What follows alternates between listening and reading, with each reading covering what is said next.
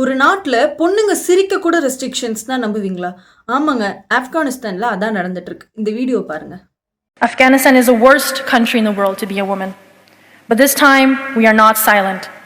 And our voices will reach every corner of this earth. இவங்க ஏன் இவ்வளோ கோவமா பேசுறாங்கன்னு தெரியுமா? 2021ல தாலிபான் அகைன் ஆப்கானிஸ்தானை கைப்பற்றியிருக்காங்க. அப்போ பெண்களோட வாழ்க்கை மொத்தமாவே மாறிடுச்சு. பெண்கள் ஸ்கூல்ஸ் காலேஜ்லேருந்து ஸ்டாப் பண்ணப்பட்டு பெண்கள் 6th மேலே படிக்கவும் கூடாதுன்ற கண்டிஷனையும் கொண்டு வந்திருக்காங்க. அது மட்டும் இல்லாமல் நிறைய வேலை இடங்கள்ல இருந்து பெண்களை நிறுத்தியிருக்காங்க. Government office, NGO, media, beauty parlour, sports இந்த மாதிரியான இடங்களில் பெண்களுக்கு கட்டுப்பாடும் போட்டிருக்காங்க. அது மட்டும் இல்லாமல் பெண்கள் வெளியே வரும்போது அவங்களோட உடம்பை மறைக்கிற மாதிரி ஹிஜாப் இல்லை புர்கா இந்த மாதிரியான உடை கட்டாயம் அணிந்திருக்க வேண்டும்னு சொல்லியிருக்காங்க. கூட ஒரு ஆண் இல்லாம பெண்கள் வீட்டை விட்டு கூட வெளியே வரக்கூடாதுன்ற கட்டுப்பாடுகள் இப்ப நடைமுறையில இருக்கு. பெண்களுக்கு காலேஜ் ஸ்டடீஸையும் ஸ்டாப் பண்ணிருக்காங்க. இதனால பல பெண்கள் அவங்களுடைய படிப்பு, கனவு, வேலை, சுதந்திரம் இது எல்லாத்தையுமே இழந்திருக்காங்க.